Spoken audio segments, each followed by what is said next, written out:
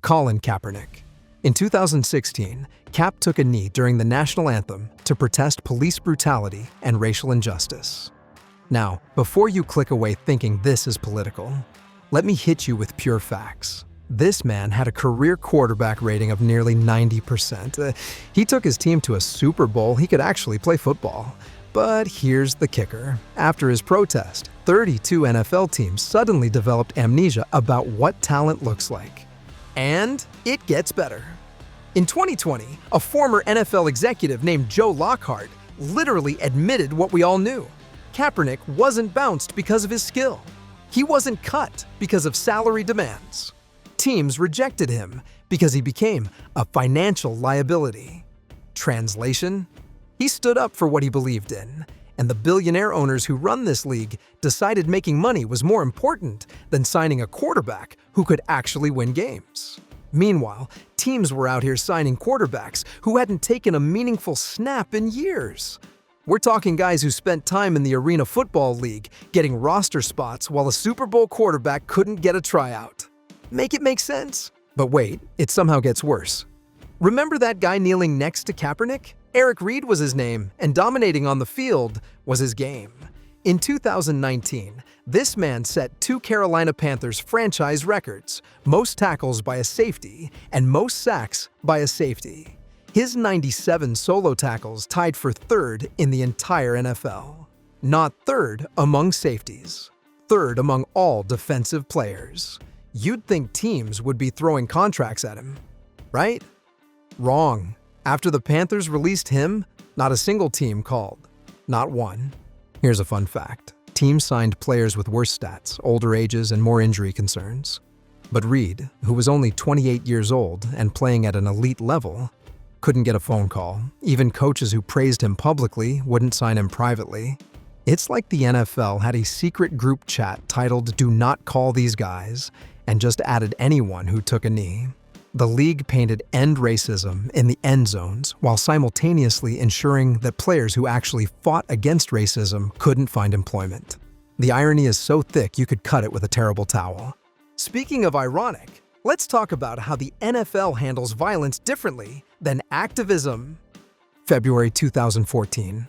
Ray Rice, three-time Pro Bowler and Super Bowl champion, punches his fiancée unconscious in an Atlantic City casino elevator. The NFL's initial response? A whopping 2-game suspension. 2 games! For comparison, Josh Gordon got suspended for an entire season for smoking marijuana. Let that sink in. The league looked at domestic violence and said, miss a couple games, but looked at weed and said, you're done for a year. Now here's where it gets messy. When TMZ released the full elevator video showing the actual punch, because apparently the league couldn't obtain it, even though TMZ could, suddenly the NFL cared. Rice got indefinitely suspended and never played another down in the league. His career ended at 27 years old. But here's my question. Was he blackballed for hitting his wife? Or was he blackballed for getting caught on camera? Because we've seen plenty of players with domestic violence charges keep their jobs. The difference? No viral video. Rice became the sacrificial lamb, so the NFL could pretend they cared about domestic violence while ignoring the systemic issue. His wife even married him after the incident and stood by him, but the court of public opinion had already rendered its verdict. And if you think Rice's story is wild, buckle up for this next guy. Kareem Hunt led the entire NFL in rushing yards as a rookie. Like, not had a decent season. He was literally the best running back in football. Then, in February 2018, security footage showed him pushing and kicking a woman at a Cleveland hotel. The Chiefs, who were in the middle of a playoff push, cut him immediately. The NFL suspended him 8 games. But here's the plot twist that separates Hunt from Rice. Someone actually gave him a second chance. The Cleveland Browns signed Hunt after his suspension, and he's still playing today. So what's the difference? Why did Hunt get redemption while Rice got blackballed forever? Some say it's because Hunt's incident, while inexcusable, wasn't as violent. Others say it's because Hunt was younger with more career ahead of him. But the real answer? The NFL's punishment system is about as consistent as a referee's pass interference call. It's arbitrary, it's confusing, and it seems to change based on public outrage rather than actual policy. Hunt showed remorse, and teams bought it. Rice showed remorse too, but he came along before the NFL updated its domestic violence policy. Timing is everything, folks. Now let's switch gears from violence to absolute chaos. Oh boy. Where do we even start with Antonio Brown? AB was arguably the best wide receiver in football for nearly a decade. 7 Pro Bowls, 4 first-team All-Pros, and enough highlight reels to fill a museum. Then 2019 happened, and it was like watching a career speedrun any percent world record attempt. In the span of a few months, AB got traded from the Steelers, demanded his release from the Raiders after burning bridges in the most spectacular fashion possible, got cut by the Patriots after one game due to sexual assault allegations, and proceeded to have a social media meltdown that would make Kanye West say, "Bro, you need to chill." The man posted his private conversations with his coaches online. He showed up to practice in a hot air balloon. He refused to wear the league-mandated helmet because it didn't feel right. He called his GM a racial slur to his face. Then came the legal issues: sexual assault lawsuits, burglary charges, and most recently in 2025, an attempted murder charge from a boxing event. Attempted murder. At this point, AB isn't blackballed. He blackballed himself so thoroughly that even teams desperate for receivers won't touch him with a 10-foot pole. The Tampa Bay Buccaneers actually won a Super Bowl with him, then watched him quit mid-game by stripping off his jersey and running shirtless across the field. You can't make this stuff up. But if you think AB's self-destruction is bad, wait until you hear about the guy who couldn't stop failing drug tests. Josh Gordon might be the most talented what-if story in NFL history.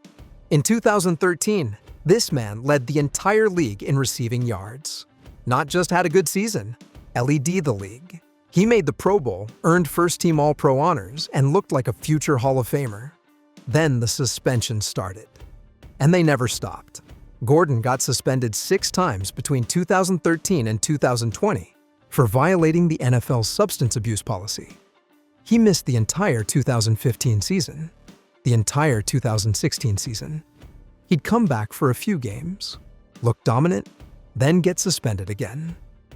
Here's what makes Gordon's story tragic. He openly admitted he started using marijuana, Xanax, and codeine in middle school to deal with anxiety and trauma.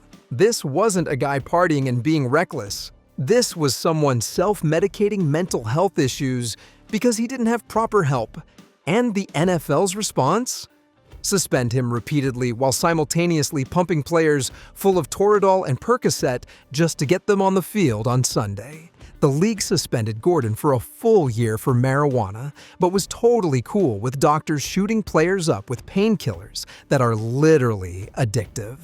The hypocrisy is wild.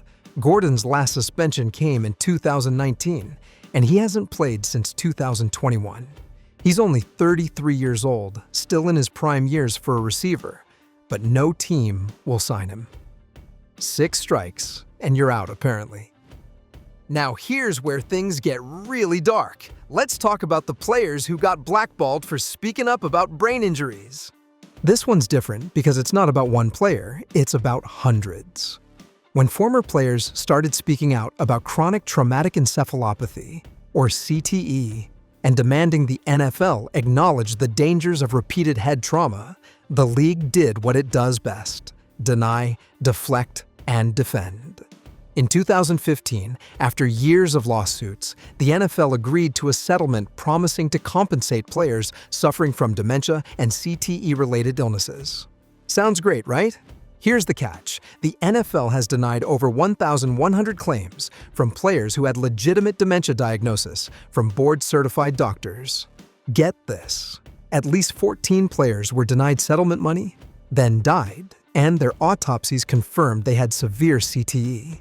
The league literally told players, "You don't have brain damage." And then they died, and doctors were like, "Yeah, they definitely had brain damage." One of those players was Irv Cross, a pioneering black broadcaster who had dementia so severe that doctors noted his clothing was soiled and he couldn't maintain conversations. But he didn't score low enough on the NFL's cognitive tests, so claim denied.